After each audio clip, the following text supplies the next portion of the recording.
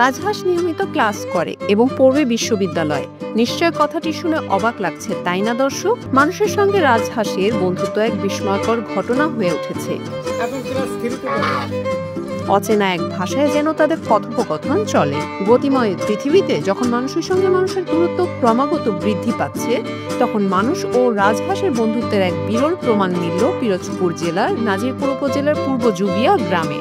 ওই গ্রামের কৃষক জাকির হোসেনের সঙ্গে রাজহাঁসের এই সম্পর্ক গড়ে উঠেছে ভালোবাসার ভিত্তিতে।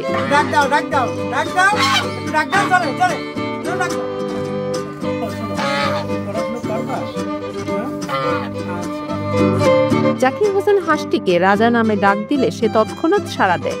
এমনকি সে চায়ের দোকানে বসে চা খায় এবং এক প্লেটে ভাতও খায় তার মনিবের সঙ্গে। রাজহাঁস এবং মানুষের মধ্যে এমন ভালোবাসার সম্পর্ক দেখে অভিভূত হয়েছেন স্থানীয় বাসিন্দারা। তারা এটি বিরল ঘটনা হিসেবে দেখছেন। জাকির হোসেনের দাবি, রাজহাঁস বর্তমানে ক্লাস 3-তে পড়ে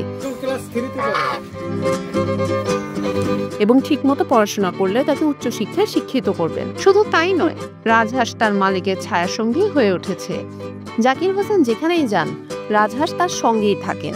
হাট বাজার পাড়া মহল্লায় ঘুরে বেড়ায় একসঙ্গে, এমনকি মোটরসাইকেলে চড়ে মালিকের সঙ্গে বেরিয়ে পড়ে সে। জাকির হোসেন জানান, প্রায় 10 মাস আগে তিনি 2টি রাজহাঁস কিনেছিলেন, কিন্তু কিছুদিনের মধ্যে একটি মারা যায়। এরপর থেকে তিনি ও রাজহাঁস একে অপরের কাছে আরো বেশি ঘনিষ্ঠ হয়ে ওঠেন।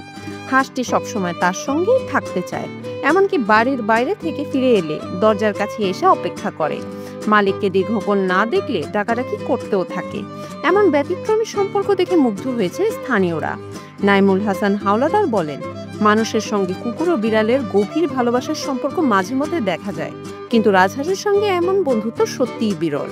সামাজিক যোগাযোগ মাধ্যমেও রাজহাঁসের জনপ্রিয়তা বাড়ছে। মানুষ ভিডিও দেখে আনন্দ পাচ্ছে এবং প্রশংসা করছে জাকির হোসেনের ভালোবাসা ও যত্নের।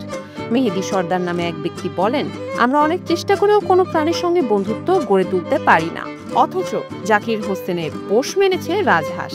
এই ঘটনা আমাদের শেখায়, ভালোবাসা ও যত্নের মাধ্যমে প্রাণীদের সঙ্গে গভীর বন্ধন তৈরি করা সম্ভব।